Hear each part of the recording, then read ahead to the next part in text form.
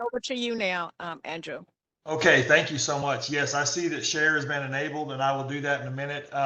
First off, there's a lot more folks that have joined since you started talking, Councilmember Lee. John Stern, I see you have a hand up. Was that intentional? Did you mean to raise your hand? Yes, sir. Usually we receive documents prior to the meeting showing us what it is you're going to be presenting tonight. We didn't receive that, so it'll be a little hardship on us. Okay, so that question actually should have been directed to us. Miss Rosie, did you? I don't care who. I got it, John. That's why I'm answering it. Rosie, did you get that? I know Matt set something out today. Did we not get that? Like we asked to have that before they ever present? I don't have anything unless Matt does. Yeah, we will make all this information available. We're certainly open to that. We'll present everything we present tonight is certainly available for public. So let us present. How about that? We'll present, answer any questions you guys have. We'll get this into Councilmember Lee's office, and anybody that wants this, we can put their information in the chat. We'll be happy to send it out. Does that work? Okay, so since you're on here now, we will do that. I just want to remind Rosie and Matt, we had talked about this once before, that we weren't doing meetings if we didn't have the information ahead, at least a week ahead of time, so that we could send it out to the database. So going forward, we want to make sure that we have that from anybody that's presenting. And if we don't get that in, then we're going to hold up the meeting so that people will have a chance to go over things. So I think the best thing now, since we're on here, is for you to go ahead and to present, but automatically we're going to have another meeting because we're going to have to get that information out. Please send that out so people will have a chance, like in their home or wherever they want to look over it, and that's how they formulate their questions and information. Sure. Yeah. Okay. Does that cover what you were asking, John?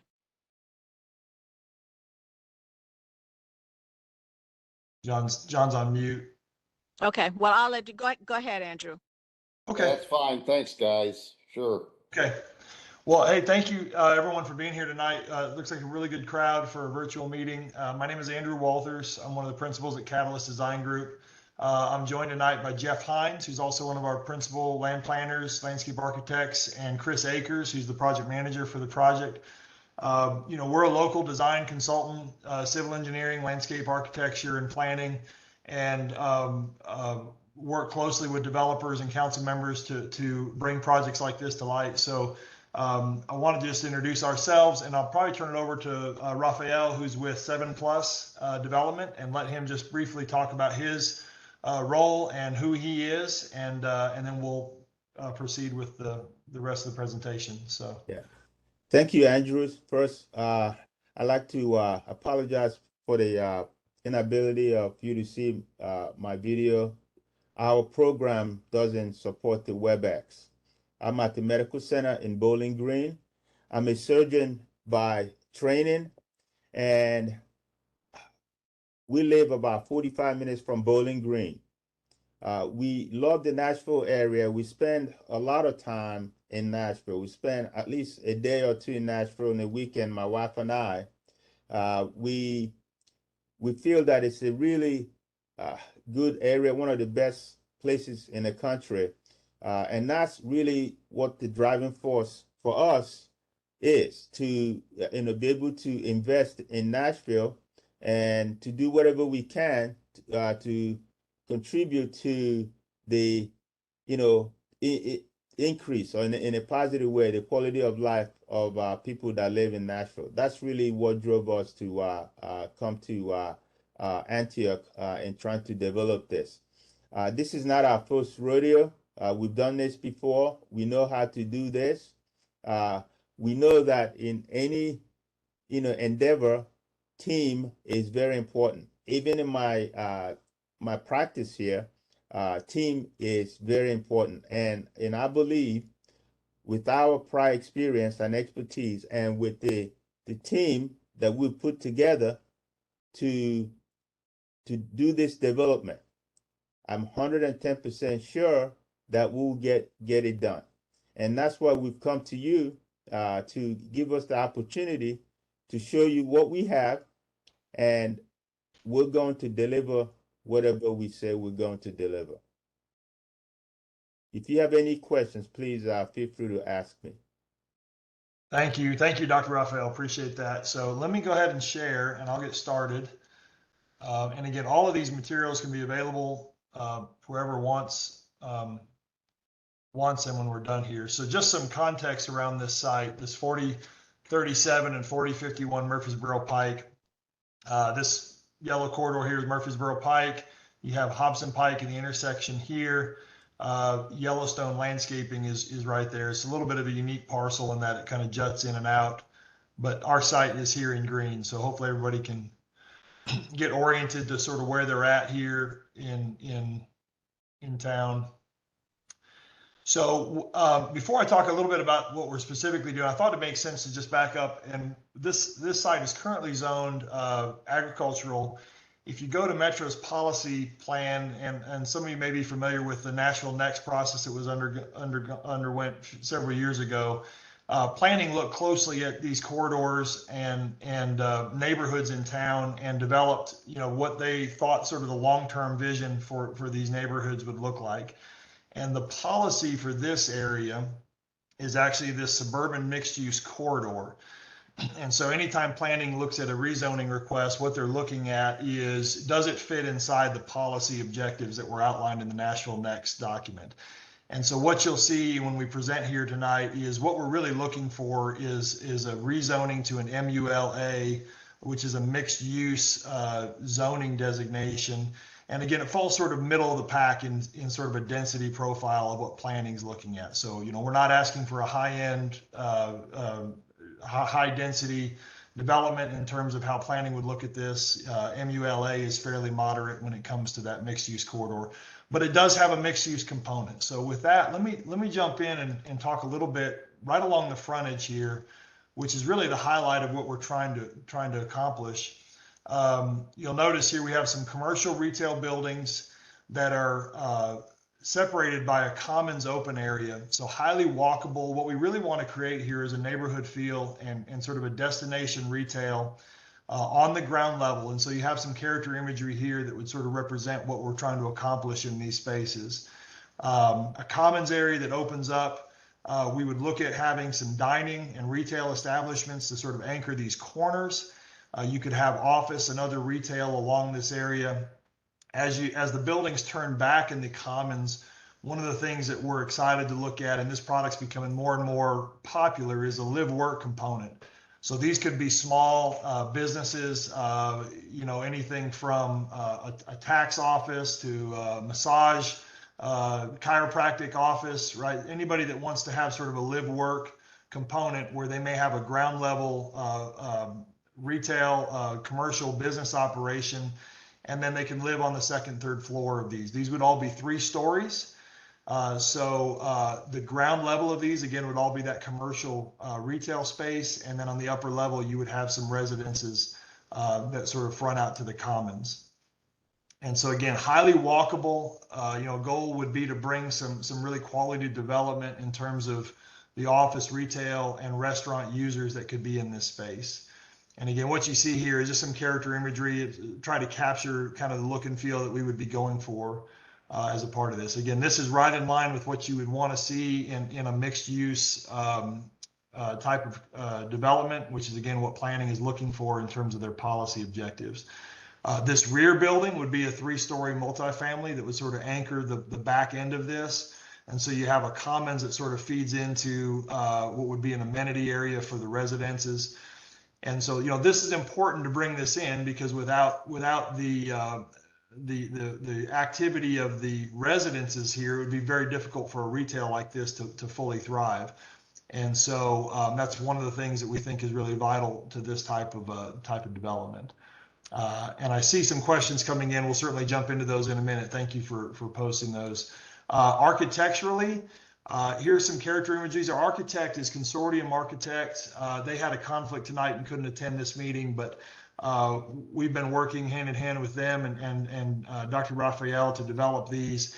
Just gives you a look of and feel of what we'd be trying to accomplish. Again, a stone base, masonry base to the building, and quality architecture above. These are some panels. Jeff, I don't know if you and Paul talked a little bit about this. I don't know if you want to talk a little bit more about just the architecture and how that would relate to our site.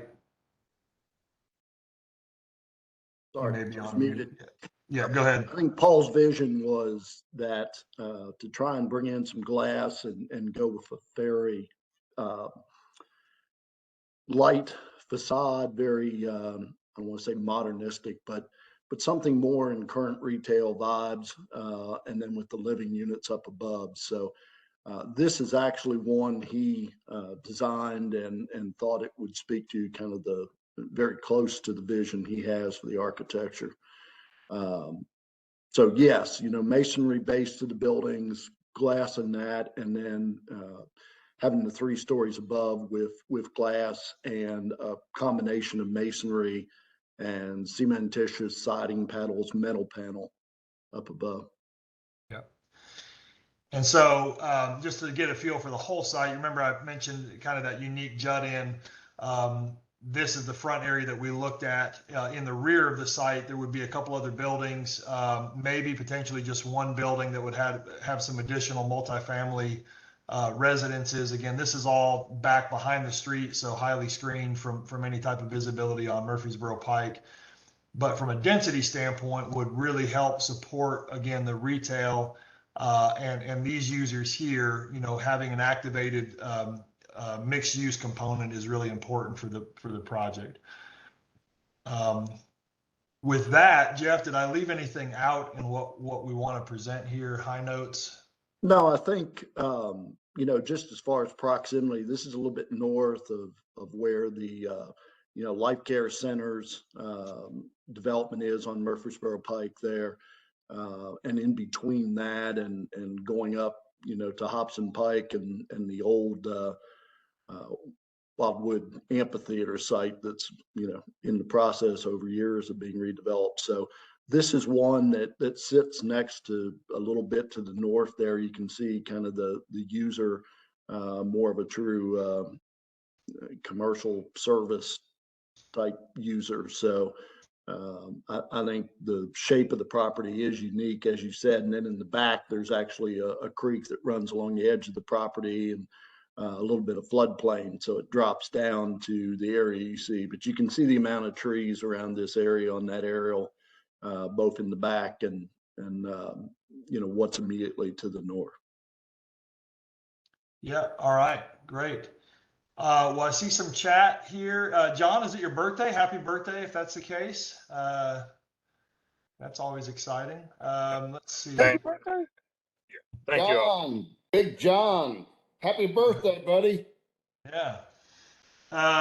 Let's see. You're looking John, good, man.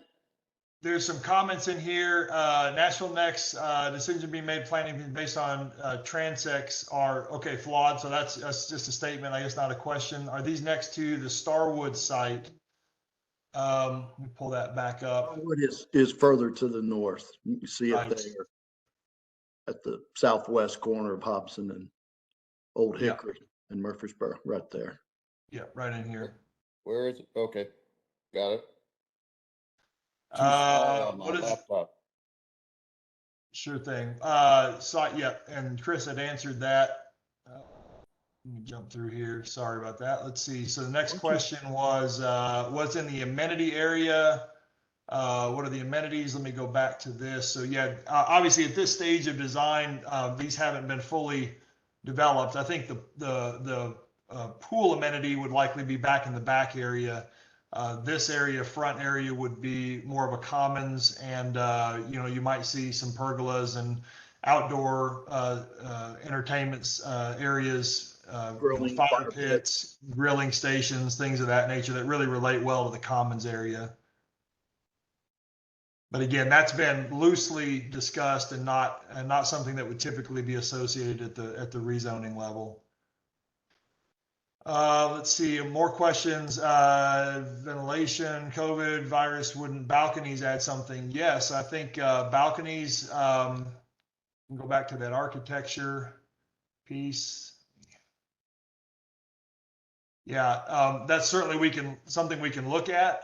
Again, these units didn't have that. Dr. Raphael, I don't know if you've gotten that far in your discussions with Paul and consortium in terms of balconies and whether those would be something that would be part of the residential units. And they do have some kind of woven in there on the ends and on the sides, Andrew, if you. Right. But Yeah. Sure. I have not had that discussion particularly with Paul, and I'm sure that's something that we can talk about, and it would not detract from what we're doing. So I don't foresee a problem in providing balconies. Sure. I think one thing I always like to say is this is kind of step one of sitting down with you guys and Councilmember Lee and having a discussion. You know, I think our firm believes in coming to you folks early on and understanding what questions you have or concerns, and then working through, you know, any of those issues. So that's how we go about these processes. I think it's important to have that dialogue. So yeah, this is step one of a long discussion. And we really appreciate that because we've, for the last 4 years, have been creating a process that integrates the design team into the community participation in a way that hasn't been done before. And this is just right now we're just trying to adapt to the system that's in place, gentlemen. So I apologize if it's a little haphazard. No, I think it's good. You know, Yeah. any feedback back and forth is good for the process. So, And as you said, this is the first meeting, and since we didn't have those pictures and that information to send out, when you send that to Roseanne, and I hope you send that to her as soon as you can, we actually are going to send that out to everybody on the database, and then they will be able to look at what is here, and then if they have other suggestions and type things, to give that to you. So if there's something that you're not showing now, but you all were thinking about doing and you want to include that in the information, that might be useful as well. good Yes, point. great job. So, all right, so keep going with John's questions. You're asking about, can we bury the parking? You know, for this type of development, you would not typically see that. Typically, you see the subterranean parking in more of an urban setting. We do have surface parking. I think we've done a good job in this concept of trying to keep it shielded. Certainly, that meets planning's objectives, which they typically want to see that, you know, behind developments. All buffering and landscape architecture would be done to screen the parking lot from adjacent properties and add the vegetation in that's required. So I think we've got a good handle on that. Yeah, so I understand that comment. We've actually got a developer over on Nolensville Pike that appears to be looking at burying some parking out here in the suburbs, which is, as you say, unique. And usually what you see in the urban environment is the geological formations on this site. Would they allow for burying parking? Well, you know, you pretty much have a uniform geological formation in Nashville with some rare circumstances of exceptions to that. You know, it's just not the most cost-effective way to do it, candidly, and it's not necessary when you've got a parcel of this size. I imagine the development that maybe is talking about is probably more limited in site area to achieve the density they're trying to achieve. So Yes. it would not be something that we would typically consider for this type of project. Thank you. It's an interesting thought, though, isn't it? Well, it is. What it would do is create rents that were much higher, you know, because your price per parking space goes way up. So it doesn't really achieve what you would typically want to see in terms of you know, some measure of affordability for residents. Except that, and I know that isn't really the measure by which investors look at these things, but it does allow for the increase in the number of units on the site if you put parking under the structures. Mhm. So it'll be interesting to talk about as we move. Yeah, that's a fair consideration. Good point. You asked about rezoning. No, we have not formally applied for rezoning to planning. All we've really done at this point is have a discussion with them about what we talked about initially in terms of policy objectives, and they essentially agreed that an MULA zoning would be appropriate given the policy of this area. You know, our next step at that point was to sit down with Councilmember Lee, which we've done a couple times, and just talk through, you know, what she thinks the neighborhood needs, and that's really what led us to this point, having this meeting. But again, long way to go. I think we love the feedback and comments that we're getting, and we'll continue to do that as we get to a point where we make a formal application. And I think the differentiator here from other projects that you folks have probably seen and reviewed, you know, over the past months is just trying to create that sense of place with the retail component, with live work. I know that we're doing a project over in Joy Stiles's district in the crossings right there, and Joy had similar feelings. You know, the two priorities for her were, I want more retail that's quality, and the live work was of interest because it does allow a small business startup company to have a way to get going and start their business, whether you're a maker space, you know, you want to do artwork, you want to produce candles or you know, home embroidery, whatever, pick a business. But you know, when you try and get a store or a shop in a retail store, you have to meet so many of the credit requirements and everything, as far as, you know, renting a 1,200 square foot space. Where the live work route is one, especially in a multifamily component, is it's a way to start that makerspace business. So I know you probably, Councilmember Lee, have had discussions with Joy. That's her points that she pointed out in her district of trying to introduce those unique types of users that, you know, haven't been brought to the table in the past. So that's part of the uniqueness of this proposal. Yes. Yeah, And I saw a name. Oh, I'm sorry. go ahead. When you finish, I was just going to say, I have seen the name Larry Price go across the top of my phone several times. So I don't know if he was trying to speak to you all or if he just put something in the chat. So I was just hoping you all were still monitoring the people who wanted to speak. Yes, trying to do that. I don't see any hands, and I may be missing some, but I'll try to keep an eye on that. But I do. Larry Price actually asked that previous question, and he had a couple follow-ups, and so I'll take those now. So, Larry, you asked about commitments for retail areas. I'll answer, and then Dr. Raphael can jump in as well if he wants to. It's a little hard to get retail commitments without sort of getting a little bit further in the process at this point. But I do know. Dr. Raphael's got some contacts going, and he can speak to some of that. But again, I think what we'd be looking for is users that would really enhance and benefit from this type of setup. You know, so you've got the live work that we talked about, and Jeff just mentioned that we're seeing more and more of that being in a really appealing, leasable space for folks. And then we mentioned, you know, sort of the restaurant feel, that you've got some outdoor dining. So, you know, that could be anything from, you know, taco shops to, you know, dine-in restaurant, you know, sports bars. I mean, I would think anything like that would be applicable here. And then you may have some other retail components, ice cream shops, things of that nature. Dr. Raphael, did you have anything to add to that? I don't know if you've had other specific conversations with folks.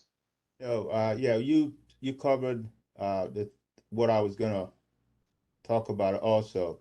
So it's kind of early to have contacts, because a lot of those businesses, they, just like we're trying to get you to give us the opportunity, we also are talking to them, and based on what we get from you, then that's what we're going to present to them for them to be willing to invest in us. So it's one of those things where we have to have something to show them, and to show them something, we have to come to you for an approval, and then we'll be able to have more information for you.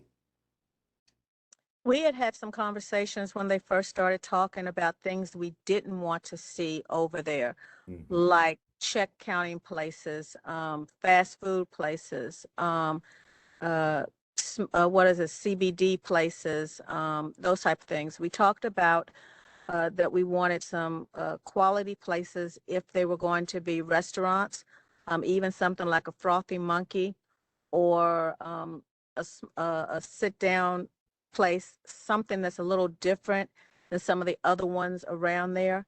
I go and will sit in line for a Popeyes chicken sandwich too, but that's not the kind of place that we really wanted. We wanted something where it could be a destination place or where families would enjoy coming to eat. And we had a conversation about how some retailers or restaurants say, well, we need so many rooftops. Well, they don't understand our area. There are not a lot of good sit-down places. So we would get people from all different areas around that would travel to come if there were some good places. So those some quality places are some of the types that we were looking at. And if while you all are talking, if any of you have some specific ideas in the side that you want him to check on as they are looking, then that will work too. But we wanted something that was going to be good, sustainable for our area and have people want to come to it. Yeah, great comment. And that way we share the same goals, Councilmember Lee, as we've talked about. That's really well said.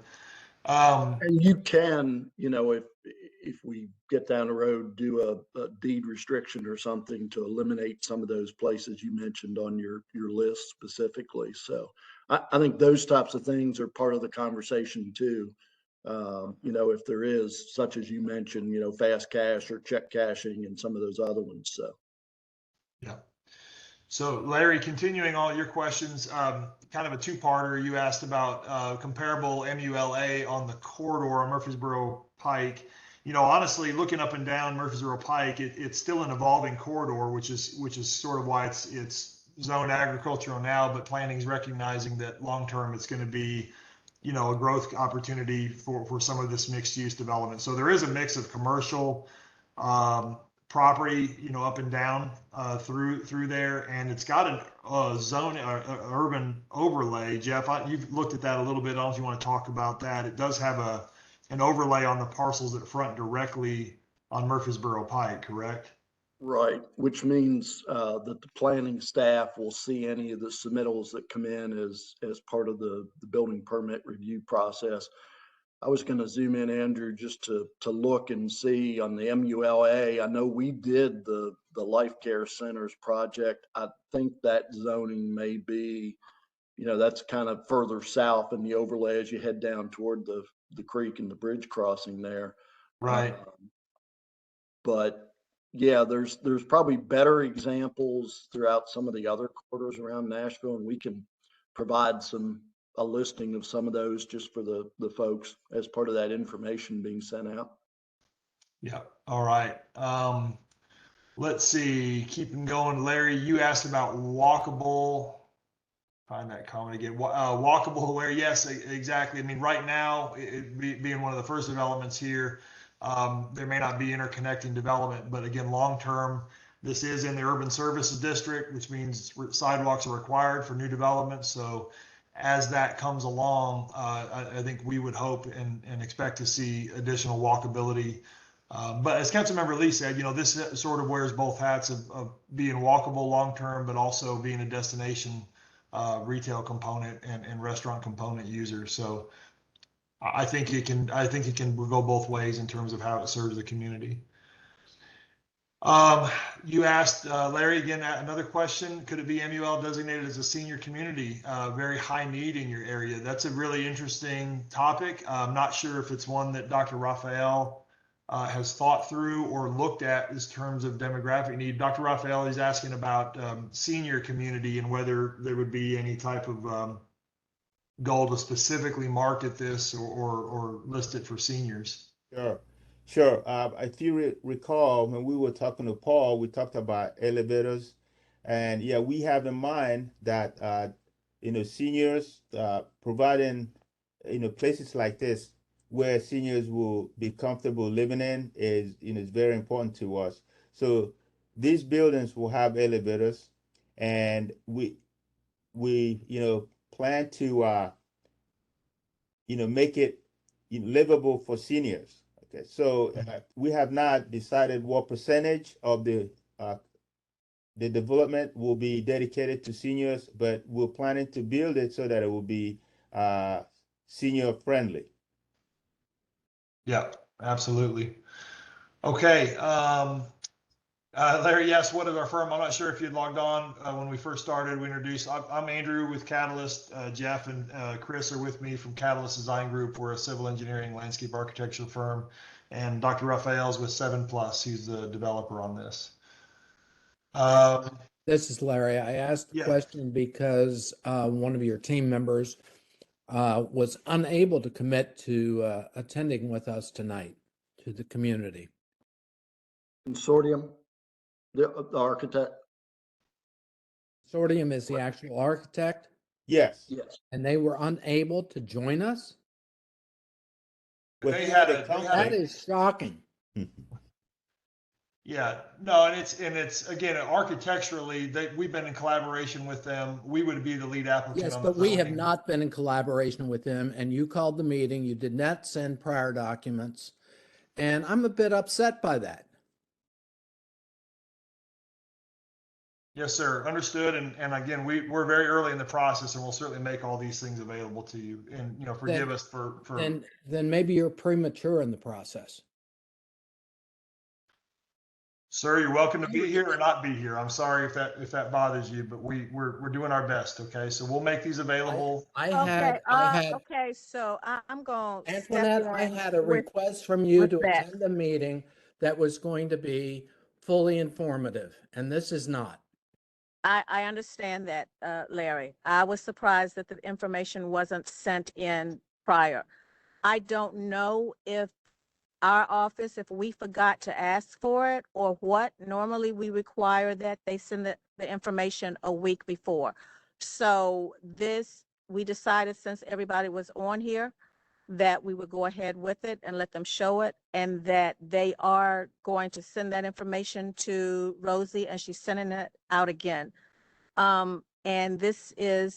And we sent the time for the meeting, so I'm not making excuses for whoever that was that couldn't be there or not, but let's go and see what they have. And if you all want to end it a little early because you haven't seen all the information, we can do that also, because the information is coming out to everybody in the database so that they can have it and be able to look over it and scrutinize it. And then that way they will have be more educated on the questions that they're going to ask or whatever.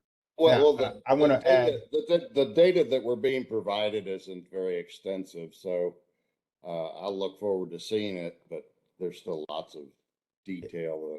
And I think Catalyst has said that this is just a preliminary discussion, that detail grow upon community engagement. Is that what you guys, is that Yeah, absolutely. I mean, again, I think the last thing we would want to do is come here with fully formed plans right? without you seeing anything. I think what we're trying to do is get information, get feedback, answer questions, try to hear what's important to the neighborhood and the community, and then be able to respond to that. And so, again, we haven't submitted anything. We're not on the next agenda for any type of meeting. So we welcome the questions. We're here. We're available. We're going to make all this available, and we're happy to have another meeting. So, Well, I think one of the challenges that Larry and Darius and Alma and Alexandra and all of us who are, monitoring these things is that Catalyst has come up somewhere in the recent past, along this corridor. And I just don't know, what other projects you guys have been promoting. Can you provide that information as well? Yeah, for sure. I mean, we're a civil engineering and landscape architecture design firm, so we don't necessarily develop anything Right, right. ourselves, but yeah, we consult with developers and clients that construct new projects, all over Nashville. So we'd be happy to Yeah, check in on that. We have multiple different teams, so we can do that if that's something that's sure. of District, interest to the group. District 28, 29, 30, 31, 32, and 33. Yeah. So let me You just want to? Yeah. let me just address this in a way. And the First, new District 8. okay. Let me just address this. Yes, ma'am. District 8, yes. Okay. First, the architect is fully committed to this, and Paul, will speak to you hopefully in the next meeting, and he's a member of the team. Catalyst is a well-renowned civil engineering company, and part of the development of this process is being able to study the ground itself. For instance, there is a creek in the back of this, and this was the work to discover that creek and the boundaries was done by Catalyst. So Catalyst does a great job, and what they do, creates some conformity in addition to educating the developer. Part of their work is also to preserve the green space, the trees, and all that stuff. So while Catalyst is not the developer, but their work is very, very central to what we do. Without Catalyst expertise, we're not going to be as far ahead in this as we are right now. So that's the role of Catalyst. Okay. And as a team, as I said, Catalyst being just part of the group, the architect's also part of the group, and the developer is also part of the group. So it's a collaborative type of venture. And I believe that we put together the best people around. And Catalyst actually has a very good reputation in the Nashville area because they've done, as you said, you see them a lot. The reason why you see their name is because that they're very good. Dr. Raphael, thank you. Appreciate that. Larry, I'm going to just get back to your questions if that's okay. The next one up in your question list was the acreage. Total acreage is 8.5 acres between both parcels. The total square footage of build out is here. So mixed use retail, we've got just under 24,000 square feet. And then a multifamily, we've got 224 units total, which is 217,000 square feet. Again, these are all very early numbers. It's preliminary. The MUL designation allows a FAR of 1.0, but typically in this type of development, what you're really governed by is, how much parking you can really get for comfort level of your residences. You don't want to underpark. And so that's really what drives sort of the density and the amount of square footage typically. So hopefully that answers that question from you. Let's see, this is a question from Jackie to Dr. Raphael. You have other developments in the area. You had mentioned that you have some other developments. I believe those are in the Kentucky market. Yeah, Do you want in to Bowling Green, yes. Yeah, we've done development before. The traditions landing development, we've done that. We have other ones that we're currently doing, the Walnut Creek development. We also have the orchards at South Warren. So yeah, we've done quite a few of this in the past. Okay. Let's see. You had asked, Larry, again, back to your questions, you'd specifically asked about how does this add positively to the community needs? And I think we've covered some of that, but I'll just readdress the live work component, the retail, destination retail. We feel like that's something that's in need in this corridor and in this community. And again, hopefully the walkability aspect and just the destination component of this commons area with the kind of a live, work, play feel would really be beneficial. We've talked about restaurants. We've talked about square footage of retail and restaurant. Some of those are the other questions. Let's see. These are more, there's some statements in here. I'm just trying to go through this. Yeah, Alexandra asks again for other developments that are similar to this. I think Jeff pointed that out. I think that's a really good idea. Let us, as part of our submittal back next time we have a community meeting, Chris, let's make a note to try to find some other developments that may be similar in nature to this on other corridors. So I think that would really help to see sort of a built product of something like this.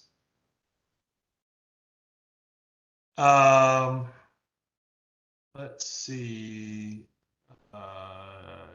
One question. Go ahead. Well, I was just going to say, D. Giles had, what is the anticipated price point for the residential units? Dr. Raphael, I don't know if your market study has identified that yet, or that's something we can provide going forward. Right, we can provide it as we go. As you know, we talked about, this is still preliminary. We're trying to gather information, get the input from the community, and that will help us get that answer down the road. But I think the general thing is it's market rate, units. It's not affordable housing in any way or anything. It is a market rate intended. Well, that's a good question, gentlemen, because in fact, in this part of Davidson County, and you're very near Rutherford County, working class inhabitants need to be considered. And in fact, creating environments where market rate and those that are under, what is it, $80,000 a year now? Yeah, where they can inhabit, is kind of an important thing, because they're the ones that will staff the Dairy Queen and the Hotel 6 and Great point, John. This is Larry again. This is on the Murfreesboro corridor, which was one of the few major bus lines, although right now it doesn't extend out this far, but it surely should. And if this is going to be, residential, we need it to be workforce priced. Yep. To have components in place where where a percentage of the population of this development will qualify based upon their less than standard Davidson County average income. Sorry about that. That's okay. okay. Speak to that. Go ahead. Were you going to speak to that, Jeff? Sorry, you're on mute. Well, my dogs are barking. Oh, yeah. Okay, go ahead. Yeah, we can do an analysis, which has come up in other questions. And I think the key word was used is workforce housing, which is anywhere between 80% and 120% of your mean income for the county. And, precisely.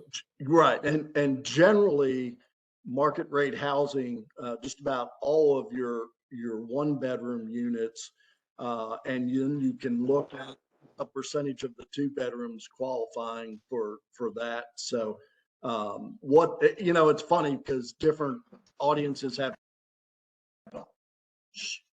different concerns in that area that, you normally have the questions, is it Section 8 vouchers in the old terms, versus workforce housing. And I think we can help you understand from the workforce housing. Yes. I think there's a good coverage there. So the audience, from the audience that I see in this group, you're talking to educated folks that understand the difference between affordable housing, workforce housing, and market rate housing, and that we have to make considerations for each of those categories, and it's safer to do so if we integrate it into every development that we create. Do you understand that? Does that make sense to you? Yes. Yeah, we can look at that going forward and get some more information to the group. I appreciate that because it is, you're exactly right. Most times people reacting to Section 8, especially out here in Antioch, because we get a lot of it. We have a lot of it, and we are seeing the impacts of it. Yep. So, I have a stepson that just came out of the police academy and, was looking for an apartment here recently. So, yeah, I can relate to your question. So yes, we can help provide some information of how this would meet those needs. well, that's the other thing. We can actually create a Metro employee benefit arrangement so that school teachers, firefighters, police employees can be given preferential treatment for sites in any residential rental development. And, since you have uh, since you have a specific self-interest in that, it might be interesting to see how we could develop that into a more robust policy. Now, were And these supposed to be rental or were these owned? This would be rental. Hey guys, I'm back. I'm sorry about that. Can y'all still hear me okay? Yes. I Yes. can hear you now, yes. My internet bonked out on me, it looks like. So I was talking to nobody for a minute. Okay, where are we at? Did Dr. Raphael, I just heard you wrapping up. Are we good on, I don't see any other additional questions that have come in. Well, we've got about 10 minutes left of the whole session. So if there were some people on that maybe had questions but didn't have a chance to voice them, or if you want to put something, you don't want to read it out, but you can be comfortable reading it out, go ahead. I would like, now, of course, we're going to have another meeting. You're going to get all of the information. You'll be able to then craft your questions or your concerns or your input or whatever you want to add or you want to talk to them that they need to look at. We didn't actually talk to Mr. Honeysuckle to ask about the sewage capability and all of that because we didn't really get into the meat of things. So we'll probably try to get into the meat of things a little later. I will say to you that when you do look at the commercial, they are going to have to be pretty good because I do not like rentals. I do not like to approve rentals. There's got to be something in it for me to do that. The only apartments that I have approved were some back in that area, and that was because they had worked with the community and they had changed their things and it looked really good and looked like a place that we would really enjoy being in our area because my head, because of all the ones that we already have here, my head is usually against rentals. So just keep that open when you're looking at what commercial you're going to put there. There was a comment about the area that we're in. I think it was something like you can't do white tablecloth dining in the area that we're in or whatever. But I do want everybody to know that different things are coming here. Things are changing. And if you really want change, you've got to start at some place to make that change. So we don't have to have the same thing we've always had. So with that being said, and not much time left, please, anybody who had a comment or wanted to say something that maybe hasn't had that chance yet. And while people maybe are typing in, and if you want to put your hand, raise a hand or type in comments, I was just going to ask, since everybody's on here, do we want to go ahead and set a next a meeting date and time? Can we do that? So, I mean, we'll have some additional information to share. I think it's a great idea to show some comparable corridors that maybe have this type of development, so we can prepare that. No, you do that through Roseanne. You go through Okay. Roseanne to do that. Okay. Because she's got some meetings, she's got some dates, and she's got some things already set for other folks. So you need to go through Okay. her to get on the calendar to do that. Great, great. We will do that. All right. And just so, Councilmember Lee, I think it was entirely on us, and I don't know if we were aware of the requirement to send stuff out, but we'll own that. We should have asked that question. We will definitely do it next time. Everybody will have this in advance of the meeting. And again, it'll be likely a lot of the same information, other than we may add to it with some other corridor information. But that's okay, It looks because like- gives people a chance to look at it. Yeah. It looks like John and Larry have their Yeah. hands up. Yeah, I'll jump in before Larry. Sorry, Larry. But Go ahead, John. I appreciate Councilmember Lee's commitment to the community. There are people that don't do this, and it's unfortunate. As much as she and I butt heads on things, back in 1999, we were discussing an RS-15 subdivision that, if it was built out, would have had a significant impact on the community. And we actually went in and looked at a multi-family development that would, rather than eating up 95% of the property, we looked at a multifamily development that ate up 45% of the property.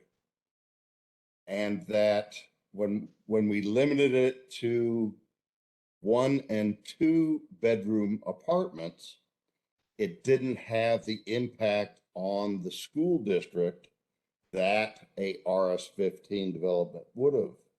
So we ended up with more green space, less impact on police, less impact on schools, less impact on all of the essential services that were going to be needed. And I've been watching the development, Councilmember Lee, and it is infinitely better than any apartment development I have seen occur in the last 2 decades. So your leadership has led us to that point. And so I just want to make sure you guys understand that we can find unique solutions that create benefit to the community while providing money to the surgeon and his associates, but that improve the quality of the community. And, the issue of white tablecloths, we've been talking about it for decades. Unless we increase the average income of the community, it's not going to happen. And so, John, thank you. I mean, I think it's really well said, and I think what you mentioned about just unique development that brings something to the community that's unique and different and quality. I think that's right what we're trying to accomplish. So I appreciate that comment. Larry, yeah, you may get the closing word tonight. You have your hand up as well. This is prime real estate, and I think overall what you are working on is really solid. And I appreciate you continuing to work through us in the community to make it the best that it can be for everyone. I too commend Councilmember Lee on her leadership. There's a lot that we, for lack of a better word, lack in metro planning on these projects. So John and I take a strong approach to this. We think that, what you're looking at could be good. We want to make it the best. And, we had a meeting a week ago on another project, and afterwards I reflected on the fact that, I moved my family here in 1984 from the Northeast, and we had more restaurants of various types, even white tablecloths, Councilmember Lee, back then than we do today. And yet Mm. all the developers are telling us we don't have enough rooftops.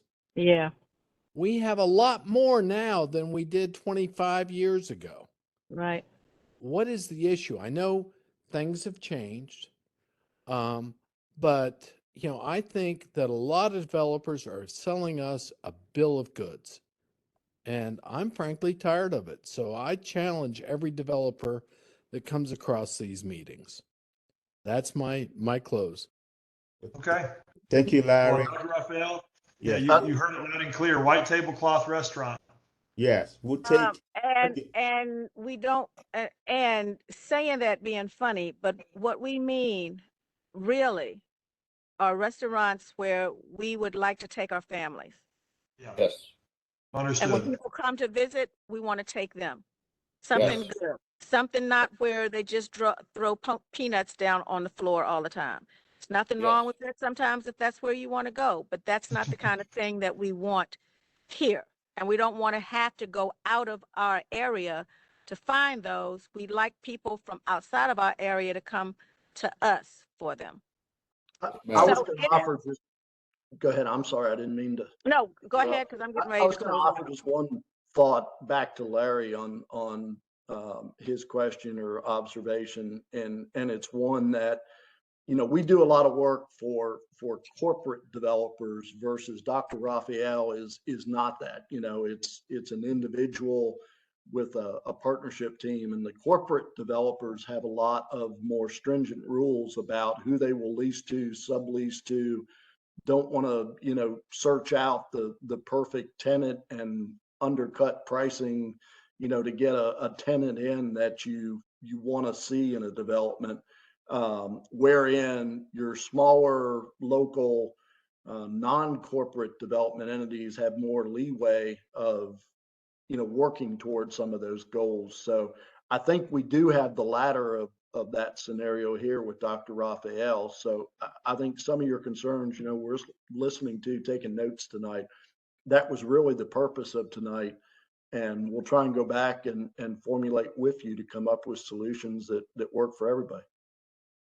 And I know that we are not Nolensville Road, but I travel that a lot. And there are a lot of things going up there that I think could come in our area. I love Just Love coffee shop, because I understand Starbucks is so commercial and will only come into certain places. So I do agree with John where he was saying we need to be a little creative in this. We need to look out of the box, look outside of the box and look at other things. We can bring some nice things here. What if And I if can? we do that, some other people may start doing that as well. And then that's how it all starts. The ball has to start rolling somehow. So I hope that you all do that and look at those type of things. What if I can? If I bring it, just love, I can guarantee it because I know I know the owner here where I live. We're neighbors. If I can I bring that, can like we just that. sign off on this today? No, but that would sure help. Okay. You can cross that in there. We'll bring that. Okay. Now, Yeah, Well, as it is long as you, it is as long as you 7:32 fix my now. liver. Fix your liver. All righty then. Thank you. Okay. Thank So you. it's 7:32, and I want to say to everybody on here, because you're not gonna hear from me anymore this month. And I see John has left the meeting before I could even tell him have a safe and wonderful holiday. But I hope everybody on here has a safe and wonderful holiday. Take some time out. Enjoy your family. Enjoy your sanctity. Enjoy just being and doing some things and not having to work so hard. Reflect on your many blessings. Please make sure to look wherever you are and be careful and don't take chances and be safe. Thank you, Larry. Thank you, everybody. And I hope everybody has a wonderful holiday. Thank And you. Thank thank you you and all your for being family. on here. Thank Thank you. you. Bye-bye, you. everyone. Bye-bye. Bye.